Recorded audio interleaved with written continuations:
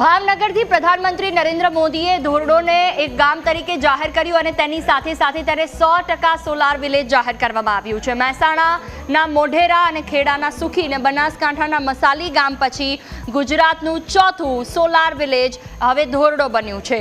Collector, સાંસદ અને ધારાસભ્યની ઉપસ્થિતિમાં ધોરડોમાં લોકાર્પણનો આ કાર્યક્રમ યોજાયો હતો। ધોરડો ગામના 81 રહેણાંક ઘરોમાં કુલ 177 કિલોવોટ ક્ષમતાના સોલાર રૂફટોપ ઇન્સ્ટોલ કરવામાં આવ્યા છે। આ સાથે ગામના દરેક વીજ વપરાશકર્તાને વાર્ષિક 16,064 રૂપિયાથી વધુનો આર્થિક લાભ થવાનો પણ અંદાજ છે।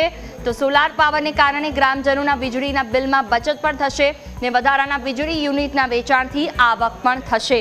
આ પ્રોજેક્ટથી ગામને વાર્ષિક કુલ 13 લાખ રૂપિયાથી વધુનો લાભ થવાની સંભાવના છે। ધોરડો ગામ જે છે એ 100 સોલાર સિસ્ટમથી જોડાઈ ગયો છે, જેનું ઉદ્ઘાટન માનનીય પ્રધાનમંત્રી નરેન્દ્ર મોદી સાહેબના હસ્તે લોકાર્પણ વિધિ થઈ અને આનાથી ખૂબ ફાયદો થશે અને લોકોને એક તો લાઇટ બિલ જે છે એ પણ ઝીરો આવશે અને જે આપણે પર્યાવરણ છે એને પણ ફાયદો થશે। તેના સાથે સાથે બીજા પણ નાના ગરીબ માણસો જે બિલ ન ભરી શકતા હોય એવાને પણ બિલમાંથી રાહત મળશે, એટલે ખૂબ આર્થિક પણ એ લોકો સદ્ધર થઈ શકશે